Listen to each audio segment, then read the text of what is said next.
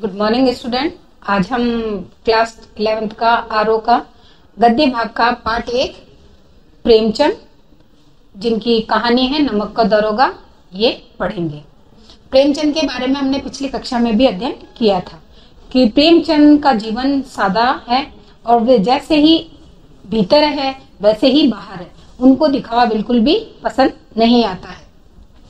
तो प्रेमचंद ने बताया है कि साहित्य वह जादू की लकड़ी है जो किसके अंदर, पशुओं में, ईंट पत्थरों में और पेड़ पौधों में भी विश्व की आत्मा का दर्शन करा देती है। तो उन्होंने साहित्य के महत्व को बताते हुए बताया गया है कि ये किसी के अंदर भी जान डाल सकती है, मतलब उसमें चेतना जागृत कर सकती है। अब आता है प्रेमचंद का जीवन परिचय। प्रेमचंद का मूल नाम है धनपत राय और सन 1880 में लमही गांव उत्तर प्रदेश में इनका जन्म हुआ था। और इनकी प्रमुख रचनाएं हैं सेवा सदन, प्रेमाश्रय और रंगभूमि। ये इनकी प्रमुख रचनाओं में आती है। और वैसे निर्मला, कायाकल्प, गबन और कर्मभूमि, गोदान, सोजे वतन, गोदान ये उपन्यास माना गया है। और सोजे वतन, मानसरोवर के 8 खंड में गुप्त धन की कहानी संग्रह, करबला संग्राम, प्रेम की देवी नाटक, कुछ विचार, विविध प्रसंग निबंध संग्रह है। अब इसके अंतर्गत उन्होंने अपनी कृतियों के अंतर्गत उपन्यास भी लिखे हैं, कहानी संग्रह भी लिखे हैं और कुछ नाटक भी लिखे हैं और कुछ निबंध संग्रह भी लिखे हैं। ये सभी इनकी कृतियों के अंतर्गत आता है। और इनकी मृत्यु हुई थी सन 1936 ईस्वी में।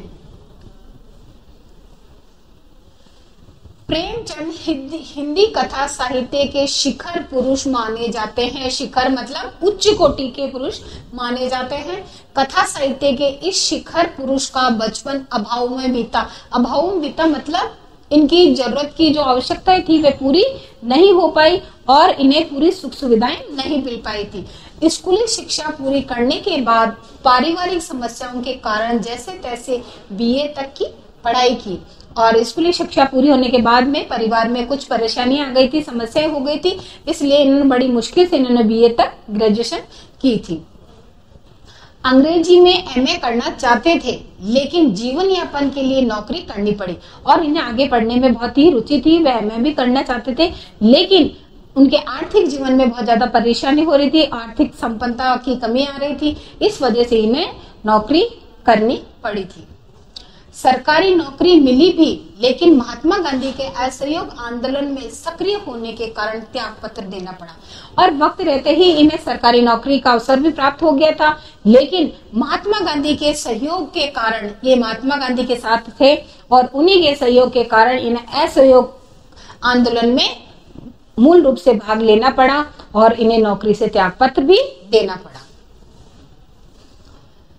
पत्नी शिवरानी देवी के साथ अंग्रेजों के खिलाफ आंदोलन में हिस्सा लेते रहे। और इनकी पत्नी शिवरानी वो भी असहयोग आंदोलन में महात्मा गांधी के साथ इनका पूरा सहयोग करती रही थी। उनके जीवन का राजनीतिक संघर्ष उनकी रचनाओं में सामाजिक संघर्ष बनकर सामने आया। और ये भी बताया गया है कि प्रेमचंद का जो जीवन का जो राजनीतिक संघर्ष है वो उन्होंने अपनी जो भी कहानियां, कृतियां और उपन्यास लिखे हैं उसके अंदर उजागर हुआ है, जिसमें जीवन के यथार्थ और आदर्श दोनों का इसके अंतर्गत वर्णन किया गया है। हिंदी साहित्य के इतिहास में कहानी और उपन्यास की विधा के विकास का काल विभाजन प्रेमचंद को ही केंद्र में रखकर किया जाता है। कि मतलब इतिहास के अंदर कहानी और उपन्यास का किस तरह से विभाजन किया गया, समय के अनुसार वो प्रेमचंद को ही माना जाता है, उनको ही केंद्र बिंदु रखा गया है। प्रेमचंद पूर्व युग, प्रेमचंद युग, प्रेमचंदोत्तर युग, यह प्रेमचंद के निर्विवाद महत्व का एक स्पष्ट प्रमाण है। मतलब प्रेमचंद जब असहयोग आंदोलन में भाग नहीं लिए थे, उससे पहले और उसके बाद का और उस समय का, इन तीनों का इसके अंतर्गत वर्णन किया गया है। प्रेमचंद के निर्विवाद महत्व को एक स्पष्ट बताया गया है। और वस्तुतः प्रेमचंद ही पहले रचनाकार माने जाते हैं। लिखने वाले में सबसे पहले सर्वप्रथम रचनाकार प्रेमचंद को ही माना जाता है कि इन्होंने अपनी कहानी और उपन्यास संग्रह आदि लिखे थे, जिन्होंने कहानी और उपन्यास की विधा को कल्पना और रोमानियत के धुंधले से निकालकर यथार्थ की ओर ठोस जमीन पर प्रतिष्ठित किया है। कि लोगों के अंदर जो भी कल्पना थी और कमजोरी थी और लोगों के मन के अंदर जो प्रकाश नहीं था, मतलब विचारों को उजागर नहीं कर पा रहे थे, लेकिन प्रेमचंद के कारण ही उन्होंने अपने यथार्थ जीवन का इसके अंतर्गत वर्णन कर पाए हैं और लोगों के अंदर इसकी चेतना भी व्याप्त हुई है। इससे उनकी हिंदुस्तानी हिंदी उर्दू मिश्रित भाषा का विशेष योगदान रहा है और जो भी इन्होंने लिखे हैं उनके अंदर इन्होंने हिंदुस्तानी हिंदी और उर्दू दोनों भाषाओं को उजागर किया गया है और उसी का विशेष योगदान बताया गया है। उनके यहाँ हिंदुस्तानी भाषा अपने पूरे ठाट बाट मतलब रईसी और से पूरी तरह से इसमें कोई भी हिचकिचाहट नहीं थी और जातीय स्वरूप के साथ इनके सामने उभर कर आई थी। उनका आरंभिक कथा साहित्य, आरंभिक मतलब जहां से उन्होंने शुरू किया था उसे कथा साहित्य कल्पना, संयोग और रोमानियत के ताने बाने से बुना गया था, लेकिन एक कथाकार के रूप में उन्होंने लगातार विकास और पंच परमेश्वर जैसी कहानी का प्रकाशन किया और उसके बाद में सेवा सदन जैसे उपन्यास के साथ सेवा सदन उपन्यास के अंतर्गत उन्होंने सामाजिक जीवन को कहानी का आधार बनाने वाली यथार्थवादी वास्तविकता कला के अग्रदूत के रूप में सामने आए। यथार्थवाद के भीतर ही आदर्शनोन्मुख और यथार्थवाद से आलोचनात्मक और यथार्थवाद तक की विकास यात्रा प्रेमचंद ने की थी। अब प्रेमचंद ने किस किस का वर्णन बताया गया अपने कृतियों के माध्यम से। उन्होंने अपने आदर्श विचार, वास्तविकता और एक दूसरे के प्रति जो भी आलोचना हो रही है उसको उन्होंने वास्तविक रूप से अपनी विकास यात्रा मतलब जो लिखने की यात्रा थी उसके अंदर उजागर किया है। आदर्शनोन्मुख यथार्थवाद स्वयं उन्हीं की ओर गढ़ी हुई संज्ञा थी। वह जैसे के थे वैसा ही उजागर करते थे। यह कहानी और उपन्यास के क्षेत्र में किए हुए उनके ऐसे रचनात्मक प्रयासों पर लागू होती है जो कटु यथार्थ है, मतलब वास्तविक, जो कड़वा है लेकिन वास्तविक सत्य है, चित्रण करते हुए भी समस्याओं और अंत्य विरोधों, जो मन के जो विचार होते हैं, मन के अंदर जो द्वंद्व भी चलता है उसके बारे में अंततः एक आदर्शवादी और मनोवांछित समाधान तक पहुंचा देती है कि इच्छाओं को पूरी करने वाला समाधान जिस तरह विचार है वैसा ही समाधान वो उनके द्वारा मिल जाता है। सेवा सदन, प्रेमाश्रय आदि उपन्यास और पंच परमेश्वर, बड़े घर की बेटी और नमक का दरोगा आदि कहानियां ऐसी है जो बाद में उनकी रचनाओं में ये आदर्शवादी प्रवृत्ति कम होती गई और धीरे धीरे ऐसी स्थिति तक पहुंच गए कि जहां कठोर और वास्तविकता को प्रस्तुत करने में वे किसी तरह का समझौता नहीं करते।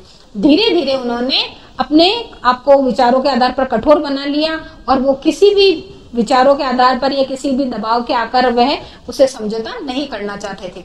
उनका उपन्यास है गोदान और पूछ की रात और कफन आदि कहानियां इसके सुंदर उदाहरण भी माने जाते हैं। अब इस पाठ के अंतर्गत नमक का दरोगा कहानी के अंतर्गत उन्होंने क्या बताया गया है, यहाँ दी गई कहानी नमक का दरोगा की आज हम करेंगे नमक का दरोगा का पाठ। इसके अंतर्गत इन्होंने क्या बताया कि प्रथम प्रकाशन, ये इनकी सबसे पहली कहानी संग्रह थे जो उनका प्रकाशन 1914 ईस्वी में माना जाता है।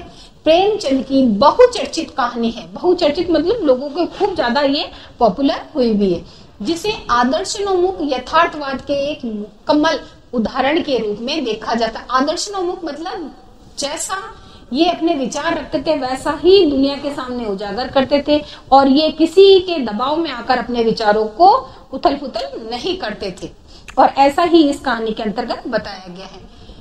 कहानी में आए हुए एक मुहावरे को ले तो यह धन के ऊपर धर्म की जीत, यह कहानी के अंतर्गत एक मुहावरा है कि धन के ऊपर धर्म की जीत होती है, क्योंकि जब ये धन के ऊपर धर्म की जीत का मतलब है कि जो प्रेमचंद है तो इनको पंडित आलोपी नाम का एक व्यक्ति था, उन्होंने अपने धन का प्रलोभन देकर इन्हें या इनका मुंह बंद कराने की बहुत कोशिश करी थी, लेकिन प्रेमचंद अपने विचारों पर अडिग रहे थे और उन्होंने आखिर में एक बार तो वह हार चुके थे और लेकिन पंडित आलोपी के मन में भी आखिर सत्यता जाग गई और उनका धन का प्रभाव जो समाप्त हो गया और अंत में उन्होंने अपने ही पूरे कारोबार का इन्हें एक मुनीम बना दिया गया था और इसीलिए कहा गया था कि धन के ऊपर धर्म की जीत हो जाती है। लेकिन एक बार इन्हें कानून के द्वारा इन सजा हो भी जाती है, लेकिन अंत में आकर इनकी धर्म की जीत होती है। धन और धर्म को हम क्रमशः सद्वृत्ति और असद्वृत्ति और बुराई और अच्छाई, असत्य और सत्य इत्यादि भी कह सकते हैं। कहानी में इनका प्रतिनिधित्व क्रमशः पंडित आलोपीदीन और मुंशी वंशीधर नामक पात्रों ने किया है। तो पंडित आलोपीदीन था, ये मुख्य पात्र था और ये बहुत ही धनवान था और ये जो भी वहां का दारोगा आता था उसे अपने पैसों के बल पर खरीद लेता था, लेकिन ये मुंशी वंशीधर को नहीं खरीद पाए। ईमानदार कर्मयोगी मुंशी वंशीधर को आखिर खरीदने में असफल रहते हैं। इनकी प्रमुख विशेषता ये, इनका नाम इसके अंदर मुंशी वंशीधर बताया गया है और यह बहुत ही ईमानदार और कर्मयोगी थे, जो पंडित आलोपीदीन अपने धन के प्रभाव से उन्हें नहीं खरीद पाए। असफल रहने के बाद भी पंडित आलोपीदीन अपने धन की महिमा का उपयोग कर उन्हें नौकरी से मुअत्तल भी करा देते हैं और जो कोर्ट का फैसला होता है उसके बाद भी इन्होंने अपने धन का उपयोग करके उनको क्या करते हैं, इनकी नौकरी से मुअत्तल करा देते हैं, मतलब उनको नौकरी से हटा देते हैं। लेकिन अंत सत्य क्या होता है कि उनका सिर झुक जाता है और वे सरकारी महकमे से बर्खास्त वंशीधर को बहुत ऊंचे वेतन और भत्ते के साथ अपनी सारी जायदाद का स्थायी मैनेजर नियुक्त करते हैं। लेकिन कितना ही हो कि पंडित आलोपीदीन द्वारा जो भी व्यवहार किया गया था, लेकिन उनका समय रहता उनका आत्मसम्मान जाग गया और उन्होंने क्या करा कि वंशीधर को अपनी पूरी जो भी जमीन जायदाद थी उसका उन्होंने स्थायी मैनेजर नियुक्त कर दिया था और उसे डबल जो सरकार के द्वारा उनको वेतन दिया जाता उसे दुगना वेतन भी दिया था, उन्हें गाड़ी भी दी थी, रहने के लिए मकान की व्यवस्था भी कराई थी। इतना सारा देखकर उन्होंने उनको अपनी नौकरी में रख लिया और क्योंकि हर कोई व्यक्ति यही चाहता है कि उनके जो भी कारोबार है उनकी देखरेख के लिए एक ईमानदार व्यक्ति की आवश्यकता होती है और वही ईमानदारी गुण मुंशी वंशीधर में पूरे पाए गए थे और इसीलिए उन्होंने अपने कार्यभार का सारा भार मुंशी वंशीधर को दे दिया और गहरे अपराध बोध से भरी हुई वाणी में निवेदन करते हैं कि परमात्मा से यही प्रार्थना करते हैं कि वे आपको सदैव वह नदी के किनारे वाला बेमुरवत उद्दंड किंतु धर्मनिष्ठ दरोगा बनाए रखे। और पंडित आलोपीदीन जब उन्हें एक स्टाम्प पेपर निकाल के देते हैं और उसे अपनी सारी जायदाद का स्थायी मैनेजर नियुक्त करते हैं और उस समय वो ये वाणी भी कहते हैं, क्या कहते हैं कि परमात्मा से यही प्रार्थना करता हूं कि वे आपको सदैव नदी के किनारे वाला बेमुरत उद्दंड किंतु धर्मनिष्ठ दरोगा, मतलब आपकी जो भी आपके विचार है, जो उसने उन्होंने सर्वप्रथम उनसे मुलाकात हुई थी वैसे ही विचार वो आजीवन भी उनसे चाहता है।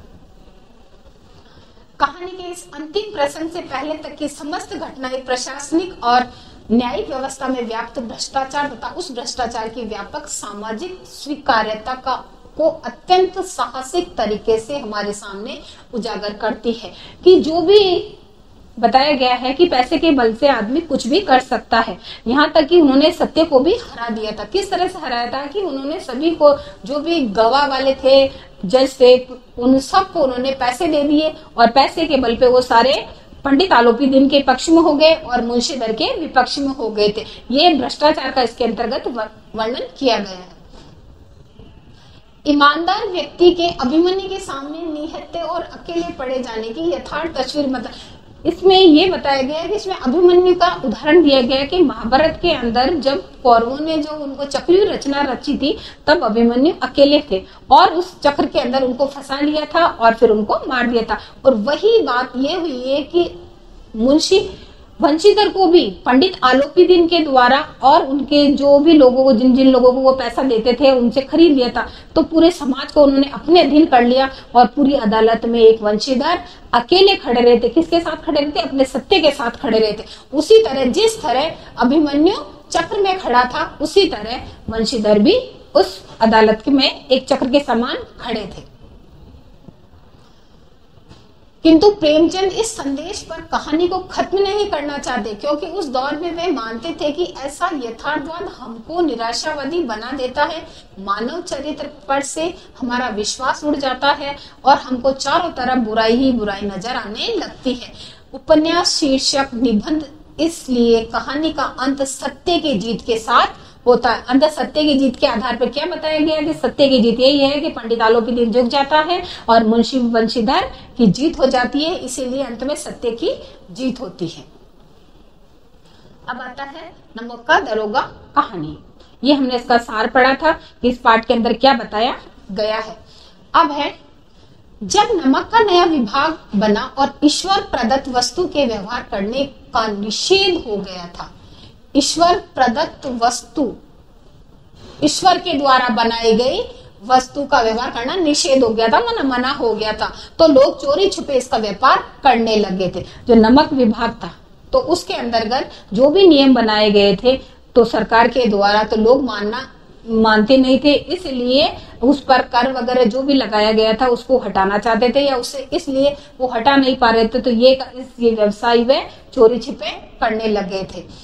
अनेक प्रकार के छल प्रपंचों, सूत्रपात, कोई घूस से काम निकालता था, मतलब अपने काम निकालने के लिए लोग किस तरह से कार्य करते थे। कोई भी छल प्रपंच अपना लेते थे, कोई रिश्वत देता था, कोई चालाकी से अधिकारियों के पोबारा थे, और जो भी ये बड़े बड़े अधिकारी थे उनके पोबारा थे, मतलब उनका खूब मजे थे, उनके ऐश और आराम थे, उनको खूब पैसा मिल रहा था। पटवारीगिरी का सर्व सम्मानित पद छोड़कर लोग इस विभाग की बरकंताजी करते रहते। लोग जो भी सरकारी नौकरी थी उसके अंतर्गत जो पटवारी की नौकरी है और कोई भी सम्मानित नौकरी थी उनको छोड़कर लोग सिर्फ नमक विभाग में ही दारोगों के पद पाना चाहते थे। जब अंग्रेजी शिक्षा और ईसाई मत को लोग एक ही वस्तु समझते तो फारसी का प्राबल्य ज्यादा बड़ा था और प्रेम की कथाएं और श्रृंगार रस काव्य पढ़कर फारसिंदा लोग सर्वोच्च पदों पर नियुक्त हो गए जाया करते थे। पर मुंशी बंशीधर भी जुलेखा की विरह कथा समाप्त करके मजनू और फराद के प्रेम वृतांत को, नल और नीर की लड़ाई और अमेरिका के आविष्कार से अधिक महत्व की बातें समझते हुए रोजगार की खोज में निकले। मतलब इन्होंने अपने सारी कथाओं को उन्होंने बीच में ही छोड़ दिया था, उनमें इन्होंने रुचि लेना बंद कर दिया था। जैसे कि जुलेखा की विरह कथा मतलब दूर होना, जिससे भी अपने प्रेम करते हैं उससे दूर हो जाना। उसी तरह उन्होंने बताया था मजनू और फराद की प्रेम वृतांत बताया गया था, और नल और नील की लड़ाई। इन सभी को अमेरिका के आविष्कार आदि इनको सबको महत्व देने के बाद ये एक नौकरी की खोज में निकल पड़े थे। उनके पिता एक अनुभवी पुरुष थे। अनुभवी मतलब उनके पिता को एक एक्सपीरियंस था, किस चीज का, की उम्र का था। और क्या था कि जैसे कि कोई भी पिता है, अगर बच्चा अगर नौकरी के लिए जाता है या तो हर पिता उन्हें एक सलाह देते हैं ईमानदारी का, कर्तव्य निष्ठता का। लेकिन यहाँ इनके साथ क्या अलग ही हुआ। इनके पिता को क्या है कि आर्थिक परिस्थितियों के कारण बहुत जूझना पड़ा, और घर में एक बड़ी लड़की भी थी, वो भी जवान हो रही थी, उसकी शादी की चिंता भी थी, और घर का खर्चा भी बहुत मुश्किल से चल रहा था। और माँ के मन के अंतर्गत भी क्या था, यात्रा आदि करने का शौक चढ़ा हुआ था, पत्नी को भी अच्छी अच्छी चीजों का शौक था। तो इसलिए इनके पिता को अच्छा खासा अनुभव था कि आर्थिक परिस्थिति से किस तरह से वो जूझ रहे थे। तो उन्होंने मुंशी बंशीधर को कौन सी सलाह दी थी कि नौकरी किस तरह की नौकरी करनी चाहिए, ये उन्होंने सलाह दी थी।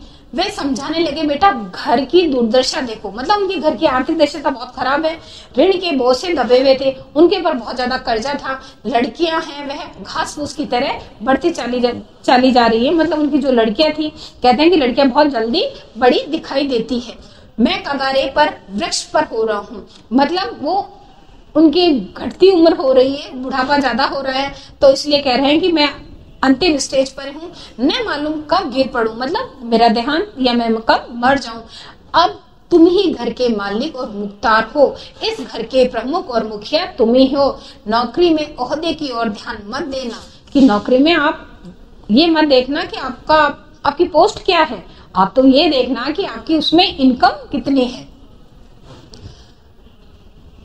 नौकरी के अंदर जो वेतन मिलता है उसको क्या बताया गया, पीर की मजार है, निगाहें चढ़ावे और चादर पर रखनी चाहिए। अब नौकरी को उन्होंने पीर की मजार बता दिया है कि जो भी ऐसी नौकरी ढूंढना जो मतलब लोग आए और उस पर चढ़ावा चढ़ाते हैं। जैसे हम किसी भी मंदिर में या मस्जिद में जाते हैं तो कुछ अपनी तरफ से दक्षिणा चढ़ाते हैं, उसी तरह वो ऐसा ही चाह रहे थे कि तुम इस तरह की नौकरी करना जिससे भी जो भी कोई आए तो तुम्हारे भी चढ़ावे की मतलब रिश्वत के तुम्हें देवे। और निगाहें चढ़ावे और चादर पर रखनी चाहिए कि मतलब कितनी फैला सकते हो। ऐसा काम ढूंढना जहां पर कुछ ऊपरी आय हो, मतलब ऊपर की आमदनी ज्यादा हो, तनख्वाह तो मिलती हो वो बात अलग है, लेकिन तनख्वाह में काम नहीं चलता। तो इसी कारण उन्होंने तनख्वाह को एक क्या कहा गया है, मासिक वेतन तो पूर्णमासी का चांद है, कि जो महीने में जो तनख्वाह मिलती है उसे एक पूर्णमासी का चांद बताया गया। क्यों बताया गया है कि जिस तरह महीने में पूर्णिमा एक बार आती है, चांद पूरा निकलता है और उसके बाद धीरे धीरे धीरे धीरे क्या होता है, समाप्त होने लग जाता है और अमावस आ जाती है। उसी तरह कहा गया है जो मासिक वेतन, जो महीने की तनख्वाह मिलती है, वो एक दिन तो हमें पूर्णिमासी के चांद के समान खूब सारे दिखाई देती है, लेकिन धीरे धीरे धीरे वो क्या होती है, समाप्त होने लगती है। तो ये प्रश्न भी बनता है कि उन्होंने मासिक वेतन तो पूर्णमासी का चांद क्यों बताया गया है, जो एक दिन दिखाई देता है और घटते घटते क्या होता है, लुप्त हो जाता है, मतलब छिप जाता है। उसी तरह तनख्वाह भी खर्च करते करते समाप्त हो जाती है। और ऊपरी आय बहता हुआ स्रोत है।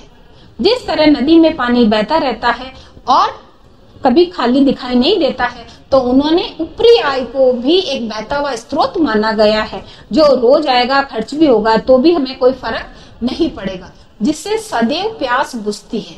और उसी से उन्होंने अपनी आवश्यकताओं की पूर्ति बताया। प्यास बुझती मतलब उनकी आवश्यकता की पूर्ति होती है। वेतन मनुष्य देता है, जो भी महीने की तनख्वाह है वो एक व्यक्ति देता है, लेकिन उनका क्या मानना है कि जो ऊपरी आय होती है, ऊपरी आय ईश्वर देता है, इसी से उससे वृद्धि नहीं होती, क्योंकि मनुष्य देता है इसलिए उसमें क्या होता है, वृद्धि नहीं होती है, वो लिमिट की देता है। लेकिन ऊपरी आय आमदनी ईश्वर देता। उनका मानना है कि जो भी ऊपर से इनकम हो रही है वह ईश्वर के द्वारा होती है, और जो ईश्वर के द्वारा जो इनकम हो रही है उसके अंदर क्या है, खूब बरकत होगी।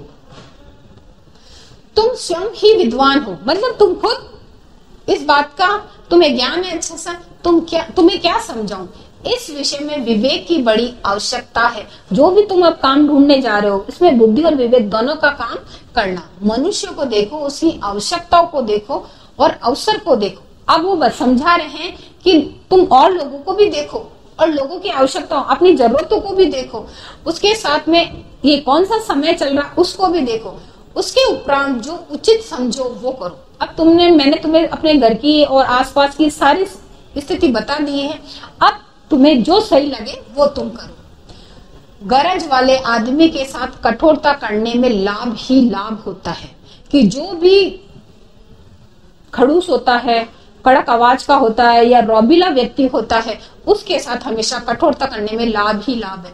लेकिन बेगरज, गरज वाले मतलब जिसको अपनी भी आवश्यकता है, अपन को जिसकी आवश्यकता पड़ती है, उस आदमी के साथ में कठोरता करने में लाभ ही लाभ है। और लेकिन बगरज वाले को दांव पर पाना जरा कठिन हो जाता है।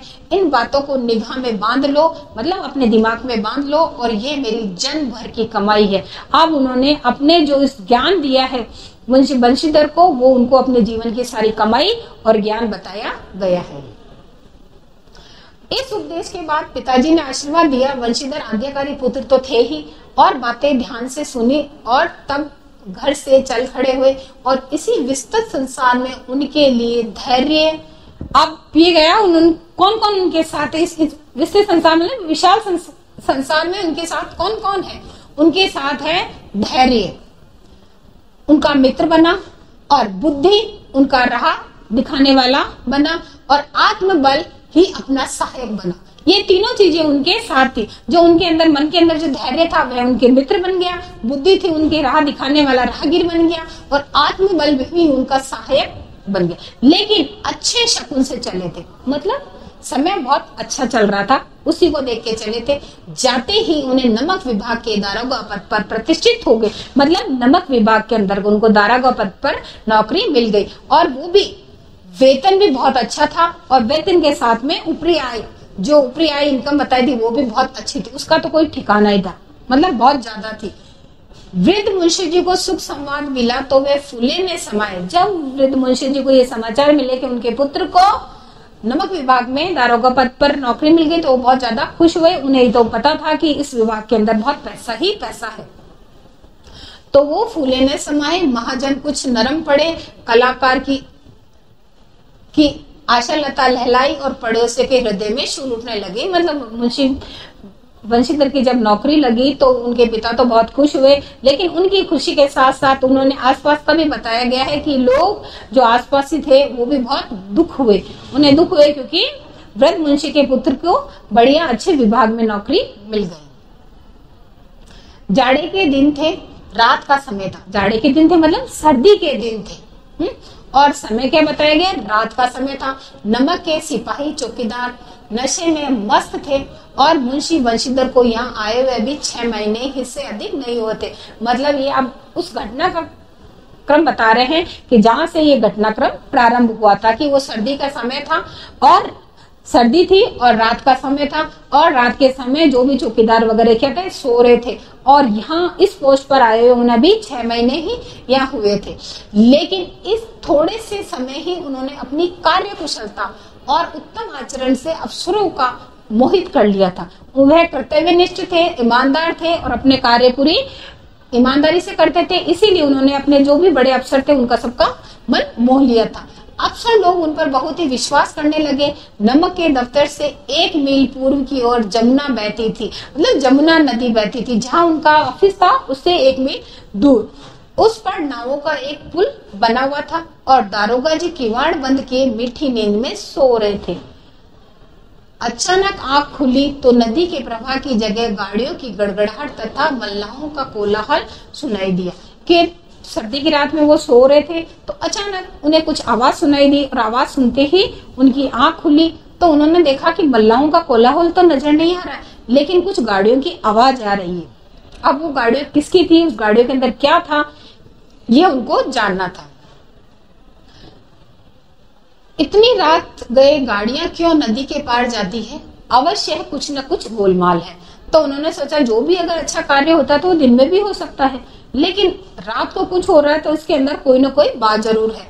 तर्क ने भ्रम को पुष्ट किया जो उनके दिमाग में चल रहा था, और उसी बात का उनको जो भ्रम था वो पूरा क्लियर हो गया। वर्दी पहनी, तमचा जेब में रखा, बात की बात में घोड़ा बढ़ाए हुए पुल पर आ पहुंचे और अपने यूनिफॉर्म पहन ली और साथ में उन्होंने बंदूक भी ले ली और घोड़े पर बैठकर वो उस स्थान पर आ गए जिस स्थान से उनको आवाजें आ रही थी। गाड़ियों की लंबी कतार पुल के पार जाती दिखी। डांट कर पूछा किसकी गाड़ियां है। थोड़ी देर तक तो सन्नाटा रहा। जैसे वो उस स्थान पे पहुंचे और उन्होंने जहां वहां के लोगों को पूछा कि ये गाड़ियां किसकी है, तो थोड़ी देर तो क्या सभी लोग चुप हो गए, तो चारों तरफ सन्नाटा छा गया। आदमी में कुछ कानाफूसी हुई। तब आगे वाले कहा पंडित आलोपी दिन की कहानी। वो जो भी उनके काम करने वाले पंडित आलोपी दिन के व्यक्ति थे, उनके मन में आपस में एक दूसरे से बातें करने लगे। और फिर लेकिन किसी ने कहा कि ये गाड़ी पंडित आलोपी दिन की है। कौन पंडित आलोपी दिन? दातागंज के, कि मतलब कहाँ के रहने वाले हैं? दातागंज के। मुंशी वंशीधर चौके पंडित आलोपी दिन इस इलाके के सबसे प्रतिष्ठित जमींदार थे। क्यों चौके? क्योंकि वो सम्मानित व्यक्ति माने जाते थे और सबसे पैसे वाले व्यक्ति थे, इसीलिए वो चौके कि वो इतनी रात को ऐसा गैर कानूनी काम कैसे कर रहे हैं। लाखों रुपए का लेन देन करते थे। इधर छोटे से बड़े कौन ऐसे थे जो उनके ऋणी ना हो। मतलब वहां के दातागंज के सभी लोग, जो छोटा से छोटा व्यक्ति था और बड़े से बड़े पैसे वाला था, सभी उनके ऋणी थे। व्यापार भी बड़ा लंबा और चौड़ा था। बड़े चलते पुर्जे आदमी थे। अंग्रेज अफसर उनके इलाके के शिकार खेलने आते थे और उनके मेहमान होते थे। मतलब इतने सम्मानित और प्रतिष्ठित व्यक्ति थे कि अंग्रेज लोग भी वहीं पर आते थे, उनके इलाके में रहते थे और उनके मेहमान बनकर रहते थे। 12 माह सदा व्रत चलता रहता था कि मतलब उनके घर से कोई भी खाली नहीं जाता था। मुंशी जी ने पूछा गाड़ियां कहाँ जाएगी? उत्तर मिला कानपुर जाएगी। लेकिन इस प्रश्न पर इनमें है क्या? मुंशी जी ने पूछा गाड़ियां कहाँ जाएगी, तो उन्होंने जवाब दिया कानपुर जाएगी। लेकिन उन्होंने पूछा इसके अंदर क्या है? फिर उत्तर से क्या मिला? सन्नाटा छा गया कि किसी ने उस बात का जवाब नहीं दिया। अब क्यों नहीं दिया? क्योंकि उसके अंदर गैर कानूनी नमक जा रहा था। दारोगा साहब को संदेह हुआ और भी बढ़ गया। देर तक उत्तर की बाढ़ देखते रहे। वे जोर से बोले क्या तुम सब गूंगे हो गए हो? हम पूछते हैं कि इसमें क्या लदा है। जब किसी ने जवाब नहीं दिया तो उन्हें क्रोध आ गया और क्रोध में फिर उन्होंने पूछा कि इसमें क्या लदा है। जब इस बार कोई उत्तर नहीं मिला तो उन्होंने घोड़े को एक गाड़ी से मिलाकर बोरे को टटोला। भ्रम दूर हो गया, ये नमक के डेले थे। और जब किसी ने जवाब नहीं दिया तो उन्होंने क्या करा, जो भी वो बोरे रखे हुए थे नमक के, उन्होंने अपने हाथों से टटोला और जो उनके मन में संशय था वो क्लियर हो गया। उन्हें पता चल गया कि इसके अंतर्गत नमक है। पंडित आलोपीदीन सजीले रथ पर सवार होकर कुछ सोते हुए कुछ जागते हुए आते हैं। अचानक कई गाड़ियों ने घबरा कर आकर जगाया और बोले, महाराज, दारोगा ने गाड़ियां रोक दी और घाट पर खड़े हैं, आपको बुलाते हैं। अब जैसे ही उन्होंने गाड़ियों को रोक दिया तो पंडित आलोपीदीन के लोग उनके पास गए और उन्होंने जाकर उनको जगाया और उन्होंने बताया कि मुंशी वंशीधर ने, दारोगा ने हमारी गाड़ियों को रोक दिया है।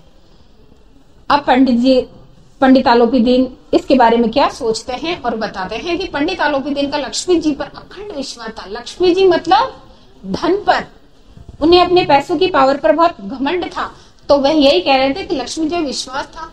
वह कहा करते थे कि संसार का तो कहना ही क्या, स्वर्ग में भी लक्ष्मी का ही राज्य है। उनका यह कहना यथार्थ था, मतलब वास्तविकता था। न्याय और नीति सब लक्ष्मी जी के ही खिलौने हैं कि न्याय को और नीति को, नियम को इन्होंने सबने लक्ष्मी जी के, मतलब पैसे के पावर से कुछ भी व्यक्ति से कराया जा सकता है।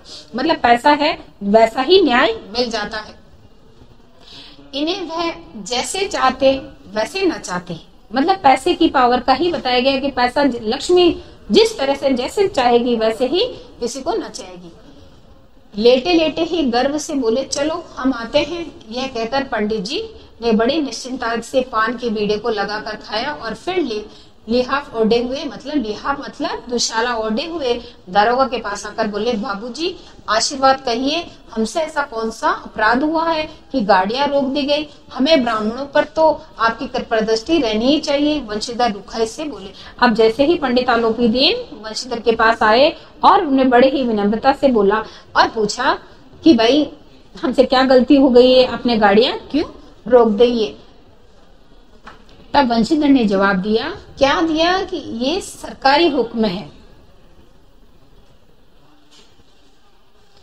पंडित आलोपीदीन ने हंसकर कहा, हम सरकारी हुक्म को नहीं जानते, नहीं सरकार को, हमारी सरकार तो आप ही है। अब पंडित आलोपीदीन ने क्या जवाब दिया कि हम सरकारी आदेश को नहीं मानते, हमारी सरकार तो आप ही है और हमारा और आपका तो घर का मामला है, मतलब निजी मामला है। हम कभी आपसे बाहर हो सकते हैं, आपने व्यर्थ का कष्ट उठाया। यह हो ही नहीं सकता कि इधर से जाए इस घाट के देवता को भेंट ना चढ़ावे। मतलब भेंट का और देवता किसको माना गया है? देवता माना गया है, वंशीधर को माना गया है। और भेंट के रूप में मतलब उसके रिश्वत नहीं देवे, पैसा नहीं दे। ये उन्होंने माना कि अगर ऐसा हो सकता है कि आप यहाँ घाट के देवता हो और मैं आपको यहाँ पर भेंट या प्रसाद ना चढ़ाऊं, मैं तो आपकी सेवा में स्वयं ही आ रहा था, मतलब खुद ही आ रहा था। वंशीधर पर ऐश्वर्य की मोहिनी वंशी का कुछ प्रभाव न पड़ा। मतलब जैसे ही पंडित आलोपीदीन ने बोला, लेकिन उसका कोई भी उन पर प्रभाव नहीं पड़ा। ईमानदारी की नई उमंग थी। कड़क कर बोले, हम उन पर नमक हरामों में नहीं है जो कोड़ियों पर अपना ईमान बेच देते हैं। उन्होंने अपना परिचय बताया कि हम वैसे व्यक्ति नहीं है कि जो थोड़े कुछ पैसों के लिए अपना आत्मसम्मान या ईमान खो देते हैं। आप इस समय हिरासत में हैं कि आप मेरे अधीन में हैं। आपके कायदे के अनुसार आपका चालान होगा। बस मुझे अधिक बातों की फुर्सत नहीं है। जमादार बदलू से, अब उन्होंने अपने जमादार को बोला, क्या बोला, तुम इन्हें हिरासत में ले लो और मैं तुम्हें इसका हुक्म देता हूँ या आदेश देता हूँ। पंडित आलोपीदीन स्तंभित हो गए और एकदम आश्चर्यचकित हो गए और सीधे खड़े हो गए। गाड़ी वालों में हलचल मच गई। क्यों हलचल मच गई? कि आज तक उनके साथ ऐसा किसी ने नहीं किया है, क्योंकि जो भी कोई दरोगा आया था उन्होंने अपने पैसे की पावर से उनको खरीद लिया था। पंडित जी के जीवन में कदाचित ये पहला ही अवसर था, उनके जीवन का ये पहला अवसर था कि किसी ने उनको इस तरह से जवाब दिया। पंडित जी के यह ऐसी कठोर बातें सुननी पड़ी। बदलू सिंह आगे बढ़ा, किंतु रौब के मारे यह साहस न हुआ कि उनका हाथ पकड़ सके। लेकिन पंडित जी ने धर्म को धन का ऐसा निरादर करते हुए कभी नहीं देखा। धर्म को धन का मतलब वो सत्य पे थे और उन्होंने धन का बल बढ़ाया था, लेकिन उन्होंने उसका अस्वीकार कर दिया। तो ऐसा अनादर उन्होंने पहले कभी भी नहीं देखा। विचार किया, अभी ये उद्दंड लड़का है, मतलब अभी जवानी है, उसमें जोश है, माया मोह के जाल में अभी नहीं पड़ा है, अल्लड़ है, झिझकता है। मतलब हो सकता है कि पहली बार ले रहा हो तो उसमें थोड़ी शर्म हो, संकोच हो, इसलिए झिझक रहा हो। बहुत दीन भाव से, बहुत ही विनम्रता पूर्वक से बोले, बाबू साहब ऐसा ना कीजिए कि हम मिट जाएं। हम मिट जाएं मतलब उनके पंडित वंशीधर को बोल रहे हैं कि ऐसा कार्य, मुंशी वंशीधर को बोल रहे हैं कि ऐसा कार्य नहीं करें कि जो हम मिट जाए, मतलब उनका जो भी मान सम्मान सब था वो सब समाप्त हो जाए और उनकी जो इज्जत है वो सारी धूल में मिल जाए। हमारा अपमान करने से आपके हाथ में क्या आएगा? हम किसी तरह आपसे बाहर थोड़ी नहीं कि आप और हम एक ही परिवार के व्यक्ति हैं। आलोपीदीन ने जिस सहारे को चट्टान समझ रखा था, आलोपीदीन ने कौन सा सहारा चट्टान समझा था? धन को उन्होंने चट्टान समझा था कि उस धन के बल से मैं कुछ भी कार्य कर सकता हूँ। वह पैरों के नीचे से खिसकता हुआ मालूम हुआ और स्वाभिमान और धन ऐश्वर्य को कड़ी चोट लगी थी। उनके जो आत्मसम्मान था और स्वाभिमान था उनको बहुत ही, और पैसे की जो ताकत थी उस पर उनको बहुत आघात पहुंचा। किंतु अभी तक धन की सांख्यिकी शक्ति का भरपूर भरोसा था, लेकिन फिर भी उनको अरेस्ट करने के बाद भी उन्हें विश्वास था कि मैं पैसे से कुछ भी हो मैं जीत जाऊंगा। अपने मुख्तार से बोले, लाला जी 1000 के नोट बाबू साहब को भेंट करो। अब वो क्या कर रहे हैं कि आलोपीदीन वंशीधर को लालच दे रहे। अब कहां से बढ़े हैं देखो, सबसे पहले उन्होंने 1000 रुपए से प्रारंभ किया है।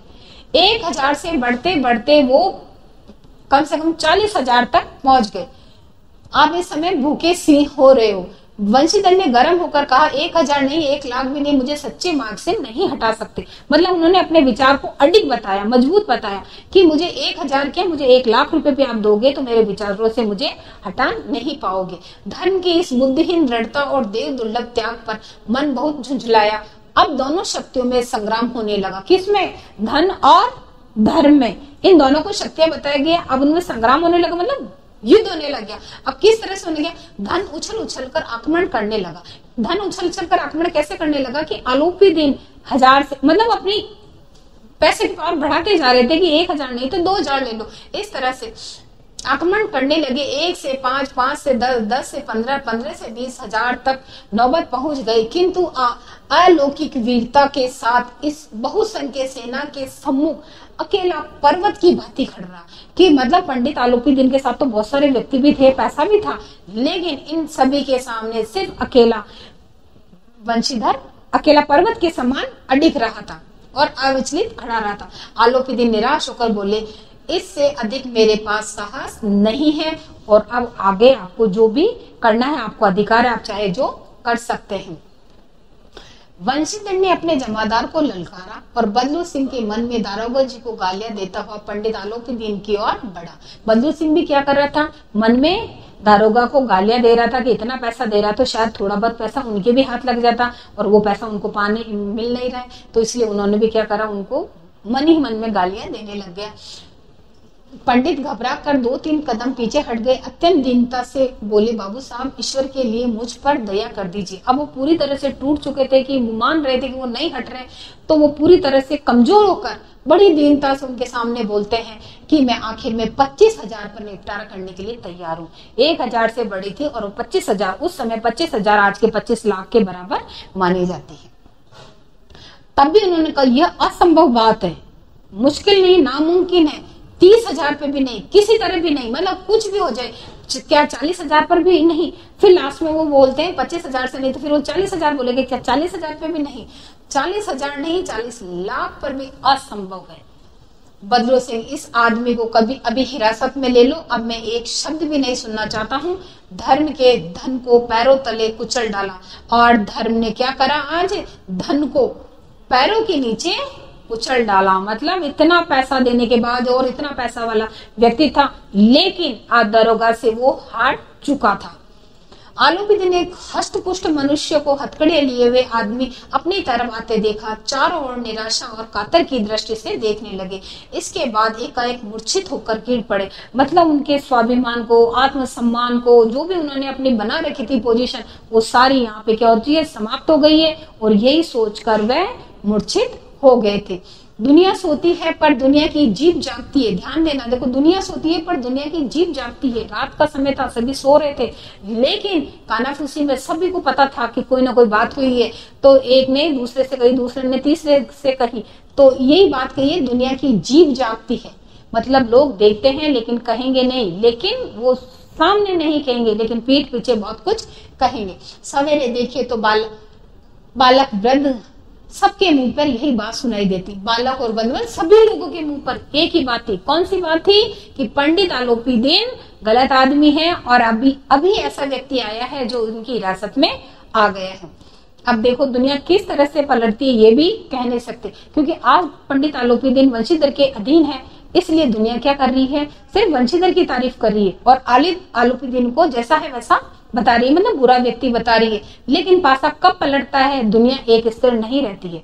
दुनिया कहती है कि जिसके साथ होती है, जिसका पलड़ा भारी होता है, तो लोग भी क्या करते हैं? उसी की ओर मुड़ जाते हैं। तो दुनिया अभी किसकी तरफ है?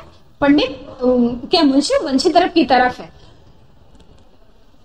जिसे देखिए भाई पंडित जी के इस व्यवहार पर टीका टिप्पणी कर रहा है, मतलब अपने अपने विचार रख रहा है। निंदा की बौछारें हो रही है, किस पर हो रही है? पंडित आलोपीदीन पर हर तरह से बोले जा रहे हैं। मानव संसार अब पापी का पाप पड़ गया। अब ये मान रहे हैं कि संसार से पापी का पाप हट गया है और पानी को दूध के नाम से बेचने वाला ग्वाला कल्पित, रोजनामच से भरने वाला अधिकारी वर्ग, रेल में बिना टिकट सफर करने वाला बाबू लोग, जाली दस्तावेज बनाने वाले सेठ और साहूकार है, ये सबके सब देवताओं की भांति गर्दने चला रहे थे। जब दूसरे मतलब भ्रष्टाचार तो सभी लेकिन क्या हुआ कि पंडित जी को जब अरेस्ट हो गए तो लोग सब उनके विपक्ष में हो गए और सभी बातें उनके विपक्ष में करने लगे थे।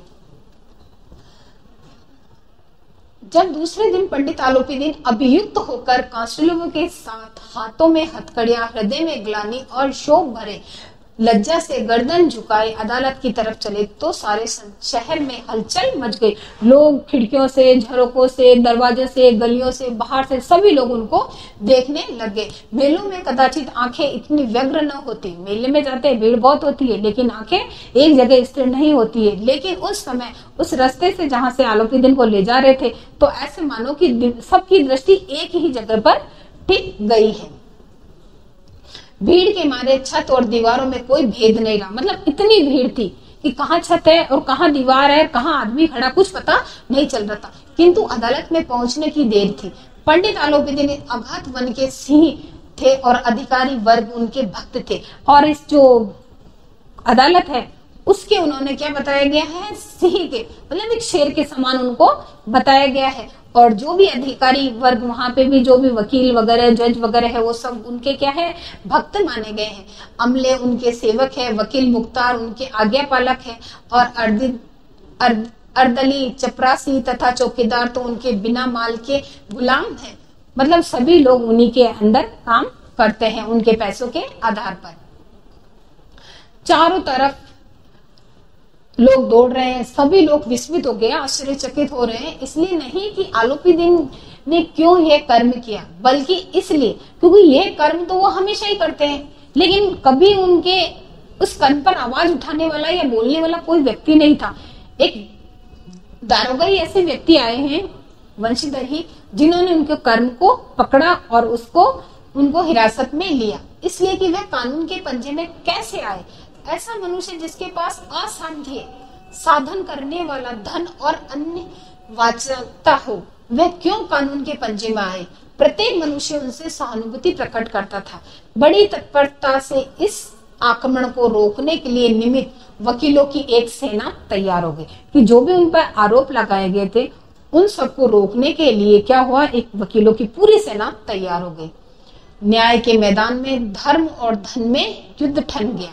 अब जो अदालत थी उसमें धन और धर्म में युद्ध ठन गया। लेकिन अब ठन गया तो क्या हुआ? लोगों को उन्होंने सब लोगों को पैसे दे रखे थे। अब यहाँ पे क्या होता है? वंशीधर चुपचाप खड़े थे, उनके पास सत्य के सिवा कुछ भी नहीं था। अब अदालत में अकेले वंशीधर चुपचाप खड़े थे। अब क्यों खड़े थे? क्योंकि उनके पक्ष में बोलने वाला कोई व्यक्ति नहीं था, सिर्फ उनका एक सत्य उनके साथ था। न स्पष्ट भाषण के अतिरिक्त कोई शस्त्र गवाह थे, किंतु लोभ से डावाडोल थे। बस उनके पास एक सत्य था, ना उनके पास कोई शस्त्र थे, ना उनके पास उनको कोई गवाह था। किंतु क्यों? क्योंकि लोभ के कारण सभी लोग बिक चुके थे। यहाँ की मुंशी जी को न्याय भी अपनी ओर से कुछ खींचा हुआ दिख रहा था। अब मुंशी जी को ऐसा लग रहा था कि जो न्याय है, जो कानून बना हुआ है, वह भी उनके पक्ष में नहीं हो रहा था, क्योंकि सभी को उन्होंने पैसे देकर अपने अधीन पंडित आलोपीदीन ने कर लिया था। वह न्याय का दरबार था, परंतु उसके कर्मचारी पर पक्षपात का नशा छाया हुआ था। दरबार तो उन्होंने न्याय का बताया है कि यहाँ पर सभी के प्रति न्याय होगा, लेकिन जो भी उसमें कर्मचारी जो काम करते हैं उनके अंदर पक्षपात, सिर्फ पक्षपात। जिसके पास पैसा है दुनिया उसी की दास बनती है, यही भावना उनके मन में थी। किंतु पक्षपात और न्याय का क्या मेल? जहां पक्षपात हो वहां न्याय की कल्पना भी नहीं की जा सकती कि अगर कोई व्यक्ति न्याय की मूर्ति पर बैठा है या तो वो उसे निष्पक्ष होकर न्याय करना पड़ता है, लेकिन वो ये बता रहा है कि यहाँ पर वैसा नहीं है। मुकदमा शीघ्र ही समाप्त हो गया, मतलब ज्यादा लंबा समय नहीं लगा, क्योंकि सारे वकीलों के द्वारा सभी लोगों को खरीद लिए गए थे। डिप्टी मजिस्ट्रेट ने अपनी तजवीज में लिखा, पंडित आलोपीदीन के विरुद्ध दिए गए प्रमाण निर्मूल भ्रमात्मक है, मतलब भ्रम के आधार पर उनको अरेस्ट किया गया है। वह एक बड़े भारी आदमी है। ये बात कल्पना के बाहर ही उन्होंने थोड़े लाभ के लिए ऐसा दुस्साहस किया है।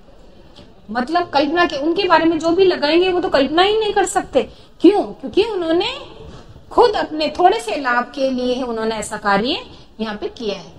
यद्यपि नमक के दरोगा मुंशी वंशीधर को अधिक दोष नहीं था, उनका कोई दोष नहीं था, लेकिन यह बड़े खेद की बात है कि उनकी ये उद्दंडता और विचारहीनता के कारण एक भले मानुस को, अब यहाँ पे पंडित आलोपीदीन को एक भले मानुस की संज्ञा दी गई है और कि कष्ट भी झेलना पड़ा।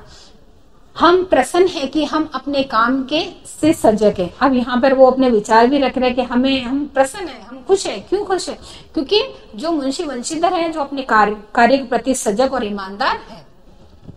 किंतु नमक से मुकदमे से बड़ी हुई नमक हलाली ने उसके विवेक और बुद्धि को भ्रष्ट कर दिया है और भविष्य में उन्हें होशियार रहना चाहिए। ये बात मुंशी वंशीधर के लिए उन्होंने डिप्टी कमिश्नर ने कही थी।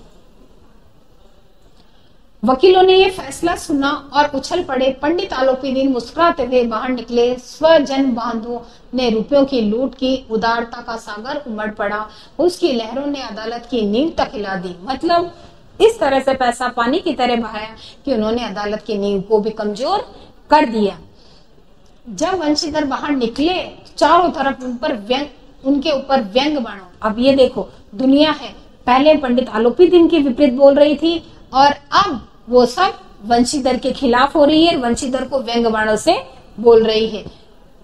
चपरासियों ने झुक झुकाकर सलाम किए, किंतु इस समय एक कटु वाक्य, एक संकेत उनकी गर्वाग्नि को प्रज्वलित कर रहा था। कदाचित इस मुकदमे में सफल होकर वे इस तरह अकड़ते हुए न चलते। आज उन्हें संसार का एक खेदजनक विचित्र अनुभव हुआ है और न्याय और विद्वता, लंबी चौड़ी उपाधियां, बड़ी बड़ी दाढ़ियां और ढीले चोंगे एक सच्चे आदर के पात्र नहीं। आज मुंशी वंशीधर को पूरी तरह से आभास हो गया कि जो भी हैं इन न्याय में जो विद्वान लोग बैठते हैं और जिनकी लंबी चौड़ी उपाधियां, मतलब बड़ी बड़ी उपाधियां लेके बैठते हैं, बड़ी बड़ी दाढ़ियां वाले लोग बैठते हैं और जो अपने सफेद पोशाक लेके बैठते हैं, जो सच्चे आदर्श माने जाते हैं, वो एक भी आदर्श और सत्कार के लायक नहीं है। वंशीधर ने धन से बेर मोल ले लिया था, मतलब दुश्मनी ले ली थी।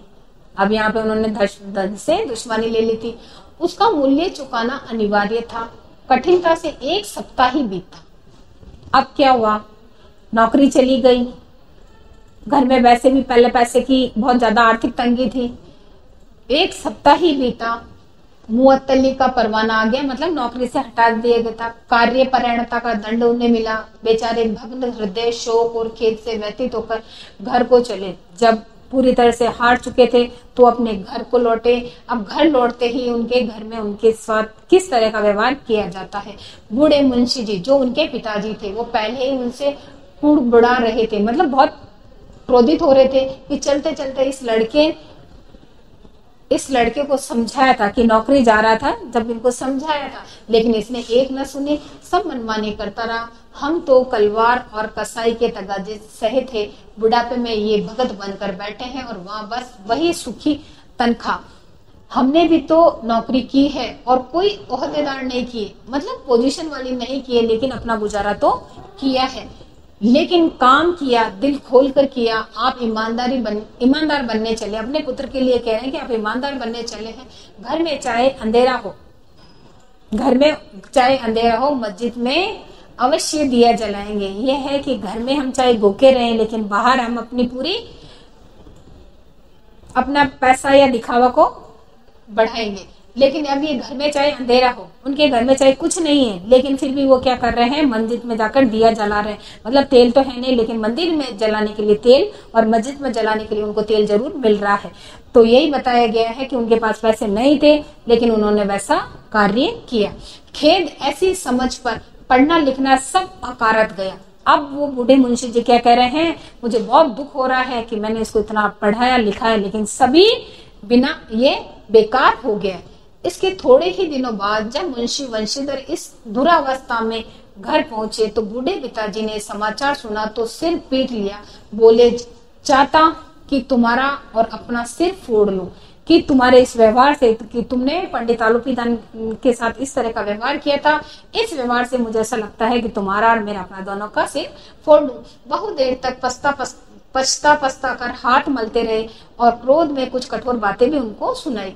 कहीं और यदि वंशीधर वहां से टल न जाते तो अवश्य ही ये क्रोध विकट रूप धारण कर लेता। वृद्धा माता को भी दुख हुआ। उनको क्यों दुख हुआ? क्योंकि जब बेटे की नौकरी लगी थी तो उन्होंने अपने मन में कुछ अरमान सजोए थे, और वो अरमान क्या थे? जगन्नाथ और रामेश्वर की यात्रा करने की इच्छाएं जागी थी, और वो सारी अब मिट्टी में मिल गई। पत्नी ने तो कई दिनों तक उन्हें सीधे मुंह बात तक भी नहीं की। इस प्रकार एक सप्ताह बीता। संध्या का समय था, मतलब इस बात को उनको घर आए हुए एक सप्ताह हो चुका था और शाम का समय था। बूढ़े मुंशी जी बैठे राम नाम की माला जप रहे थे। इसी समय उनके द्वार पर एक सजा हुआ रथ आकर रुका, और वो रथ किसका था? पंडित आलोपीदीन का था। हरे और गुलाबी पर्दे, पछिए बैलों की जोड़ी थी, मतलब बहुत ही सुंदर और स्वस्थ उनके बैल थे। और ये पछिए उनकी बैलों की जाति बताई गई है।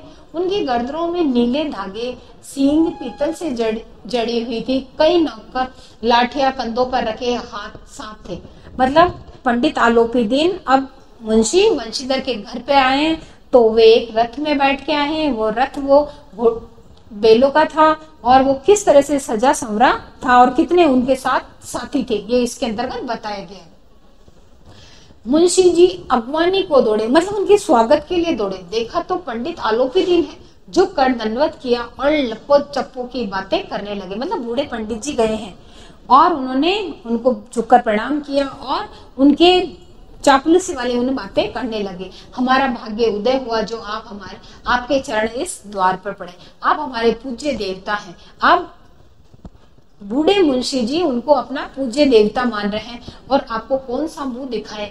मुंह में तो कालिख लगी हुई, और साथ में ये भी कह रहे हैं कि मैं आपको किस तरह अपना मुंह दिखाऊं, क्योंकि मेरे बेटे के द्वारा मेरे मुंह पर कालिख पुत गई है। किंतु क्या करें, लड़का अभी अभागा कपूत है, जिसका बुद्धि खराब चल रही है, दिमाग खराब चल रहा है, इसलिए अपने आप उस लड़के को अभागा बताया है। नहीं तो आपसे क्यों मुंह छिपाना? ईश्वर निसंतान चाहे रखे, पर ऐसी संतान नहीं दे। और साथ में ये भी करे, भगवान से मैं यही मांगता हूँ कि भगवान मुझे चाहे संतान नहीं देना, लेकिन ऐसी संतान मुझे नहीं चाहिए। आलोपीदीन ने कहा, नहीं भाई साहब ऐसा ना कहिए। मुंशी जी ने चकित होकर कहा, ऐसी संतान को और क्या कहूं, कि मतलब जिन्होंने आपकी आज्ञा नहीं मानी, आपकी बात नहीं मानी, तो ऐसी संतान के लिए और क्या कहूं। पर आलोपीदीन ने वात्सल्य पूर्वक स्वर में कहा, कुल तिलक और पुरुषों की कीर्ति उज्जवल करने वाला संसार में कितने धर्म परायण मनुष्य है, जो धर्म पर अपना सब कुछ न्यौछावर कर सकते हैं। इसके अंतर्गत पंडित आलोपीदीन ने मुंशीधर की इतनी तारीफ करी, उन्होंने कहा, कुल तिलक, कि आपका पुत्र तो कुल के समान, तिलक के समान है। पुरुषों की कीर्ति, मतलब लोगों के अंदर जो उनका यश है, और संसार को उज्जवल करने में ऐसे कितने धर्मपरायण मनुष्य हैं जो धर्म पर अपना, कि ऐसा पूरा संसार देख लो, ऐसा कहीं आपको कोई व्यक्ति नहीं मिलेगा जिसने इतना धन देने के बावजूद भी अपने कर्तव्य को और अपने धर्म को उन्होंने नहीं छोड़ा या उससे विचलित नहीं हुए। पंडित आलोपीदीन ने वंशीधर से कहा, दरोगा जी इस खुशामद न समझिए कि मैं कोई खुशामद नहीं कर रहा हूँ आपके सामने, जो वास्तविकता में हूँ बता रहा हूँ। खुशामद करने के लिए मुझे इतना कष्ट उठाने की जरूरत नहीं थी। उसे रात को आपने अपने अधिकार बल से मुझे अपनी हिरासत में ले लिया, किंतु आज मैं स्वेच्छा से आपकी हिरासत में आया हूँ। कि उस दिन जो नदी के किनारे आपने मुझे आपकी इच्छा से अपनी हिरासत में ले लिया, लेकिन आज मैं यहाँ आपके घर पर अपनी इच्छा से आया हूँ। मैंने हजारों रईस और अमीर देखे, हजारों उच्च पदाधिकारियों से मेरा काम पड़ा है, किंतु मुझे परास्त किया तो आपने। कि मैंने आज तक जो भी काम किया है, कितने लोगों से मैं मिला हूँ, कितने लोगों से मेरा संपर्क रहा है, लेकिन मैंने सबको अपने पैसे की पावर से अपने अधीन कर लिया, लेकिन मुझे आपके आगे आके आपने ही मुझे हराया है। मैंने सबको अपना और अपने धन का गुलाम बनाकर छोड़ दिया। मुझे आज्ञा दीजिए कि आपसे कुछ विनय करूं। अब वो व्यक्ति, इतना बड़ा और महान व्यक्ति, वो उनसे आज्ञा ले रहा है। क्या आज्ञा ले रहा है? कि मुझे कुछ आज्ञा दीजिए कि मैं आज अपने कुछ विचार आपके सामने रख सकूं। अब कौन से विचार है वो देखो। वंशीधर ने आलोपीदीन को आते देखा तो उठकर सत्कार किया, किंतु स्वाभिमान सहित समझ गए कि ये महाशय मुझे लज्जित करने और जलाने आए हैं। अब जैसे ही वंशीधर ने आलोपीदीन को देखा और वे समझ गए कि जो वहां इनका कुछ हुआ, लेकिन अब ये यहाँ पर मुझे अपने परिवार के सामने भी लज्जित करने आए हैं। क्षमा प्रार्थना कर चेष्टा नहीं, वरन उन्हें अपने पिता की ये ठकुर सुहाती की बात ऐसा ही प्रतीत हुई। उन्होंने कोई क्षमा याचना नहीं की, लेकिन पिता के द्वारा जो भी बातें की जा रही थी पर पंडित जी की बातें सुनी तो मन की मैल मिट गई। जो भी उनके मन के अंदर जो मैल था, बातें थी, वो सारी क्या समाप्त हो गई। और पंडित जी की ओर उड़ती हुई दृष्टि से देखा और सद्भाव झलक रहा था। मतलब उनके व्यवहार में वो जैसा सोच रहे थे वैसा नहीं थे। गर्व से अब लज्जा के सामने से झुका दिया और शर्माते हुए बोले, यह आपकी उदारता है जो ऐसा कहते हो। मुझे कुछ अविनय हुई है उसे क्षमा कीजिए, कि मुझसे जो कुछ गलती हुई है उसे मुझे क्षमा कर दीजिए। मैं धर्म की बेड़ी में जकड़ा हुआ था। अब यहाँ पर वंशीधर उनसे क्षमा प्रार्थी कर रहे हैं, नहीं तो वैसे मैं आपका दास हूँ, कि मैं जिस पद पर था, जिस राह पर था, वह मेरा कर्तव्य था कि मुझे आपको अपने हिरासत में लेना था, लेकिन मैं वैसे आपका दास हूँ, आपका सेवक हूँ। जो आज्ञा होगी वह मेरे लिए सिर माथे पर होगी। अब वंशीधर कह रहा है कि आप जो भी मुझे आदेश देंगे वह अपने सिर पर रखूंगा। आलोपीदीन ने विनीत भाव से कहा, नदी के तट पर आपने मेरी प्रार्थना नहीं स्वीकार करी कि मैंने आपको 1000 से लेकर 40,000 तक पैसे देने की प्रार्थना करी थी, लेकिन आपने स्वीकार नहीं करी। लेकिन आज मैं जो भी आपको बताने चाह रहा हूँ उसे आपको स्वीकार जरूर करना पड़ेगा। अब क्या है? वंशीधर बोले, मैं किस योग्य हूँ, किंतु आज जो कुछ मुझसे हो सकता है मैं वही कार्य करूंगा, इसमें मुझसे कोई गलती नहीं होगी। आलोपीदीन ने एक स्टाम्प पेपर लगा हुआ एक पत्र निकाला और उसमें वंशीधर के सामने रखकर बोले, इस पद को स्वीकार कीजिए। एक स्टाम्प पेपर लेके आए थे और उस पर एक सिग्नेचर करवाने थे और बोले थे कि जो भी मैंने इसमें लिखा है, इस पद को, जो पद मैंने आपको दिया है, इसे आप स्वीकार कर लीजिए और अपने हस्ताक्षर कर दीजिए। मैं ब्राह्मण हूँ, जब तक ये सवाल पूरा न कीजिएगा द्वार से नहीं हटूंगा। मतलब जब तक आप ये मेरी बात नहीं मानोगे, इस स्टाम्प पेपर पर आप साइन नहीं करोगे, तो मैं यहाँ से नहीं जाऊंगा। मुंशी वंशीधर ने उस कागज को पढ़ा तो कृतज्ञता से आंखों में आंसू भर आए। कि जैसे ही उन्होंने कागज को पढ़ा तो उनको एकदम कुछ कृतज्ञता हुई और देखकर उनकी आंखों में आंसू आए, क्योंकि उसमें क्या लिखा था। उन्होंने अपनी जो भी सारी जायदाद थी उनको क्या है, स्थायी मैनेजर नियुक्त कर दिया था और उसके अंदर उनकी जो भी तनख्वाह वगैरह वो सारी उस विभाग जो दरोगा पद से उससे भी डबल कर दी गई थी। पंडित आलोपीदीन ने उनको अपनी सारी जायदाद का स्थायी मैनेजर नियुक्त कर दिया और उसके साथ ही 6000 वार्षिक वेतन। उस समय 6000 बहुत बड़ी रकम मानी जाती थी। जो वेतन दिया, उसके अतिरिक्त रोजाना का खर्चा अलग दिया, सवारी के लिए घोड़े दिए, रहने को उन्हें बंगला दिया, नौकर चाकर जो मुफ्त में दिए थे। कंपित स्वर में बोले, पंडित जी, मुझसे इस सामर्थ्य नहीं कि मैं आपकी उदारता की प्रशंसा कर सकूं। मतलब उन्होंने कहा, पंडित जी, आपने मेरे लिए इतना सोचा तो मैं इस लायक नहीं हूं कि आपकी इस उदारता की मैं प्रशंसा या उसको अपने शब्दों में कुछ कह सकूं, किंतु मैं ऐसे उच्च पद के योग्य भी नहीं हूं। आलोपी दिन हंसकर बोले, मुझे इस समय एक अयोग्य मनुष्य की ही जरूरत है। मतलब वो अपने आप को वंशीधर अयोग्य मान रहे हैं, तो वो ये कह रहे हैं कि मुझे ऐसे ही अयोग्य व्यक्ति की जरूरत है। वंशीधर ने गंभीर भाव से कहा, मैं आपका दास हूँ। आप जैसे कीर्तिवान सज्जन पुरुष की सेवा करना मेरे लिए सौभाग्य की बात है, किंतु मुझमें न विद्या है, न बुद्धि है, न वह स्वभाव है जो इन त्रुटियों की पूर्ति कर देते हैं। वो अपने आप को अयोग्य साबित कर रहे हैं। ऐसे महान कार्य के लिए बड़े ही मर्मज्ञ अनुभवी व्यक्ति की जरूरत होती है।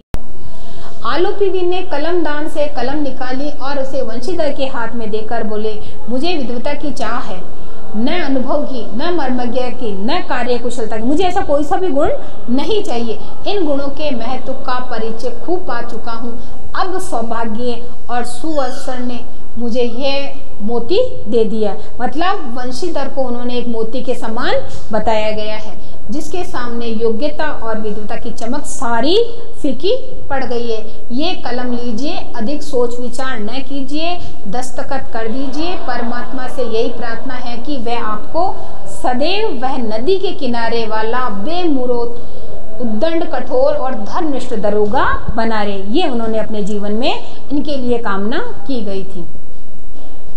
वंशीधर की आंखें डबडबा गई, हृदय के संकुचित पात्र में इतना डबडबा गए, मतलब उनकी आंखों में आंसू आ गए थे और जो मन के अंदर जो कुछ विचार थे वे इतना एहसान कि उन्होंने उनके लिए इतना एहसान किया, वह अपने पार काबू नहीं पा रहे थे। एक बार फिर पंडित जी की ओर भक्ति और श्रद्धा की दृष्टि से देखा और कांपते हुए हाथ से मैनेजरी के कागज पर हस्ताक्षर कर दिए और आलोपी दिन ने प्रफुल्लित होकर उन्हें गले लगा लिया। इस पाठ से यही शिक्षा मिली और इसमें यही बताया गया है कि अंत में धर्म से बढ़कर कोई चीज नहीं है। यहाँ पर धन का खूब बोलबाला रहा, लेकिन धर्म के आगे वह नहीं टिक सका। और ये पाठ हमारा पूरा हो चुका है। अगले वीडियो में हम इसके प्रश्न उत्तर करेंगे।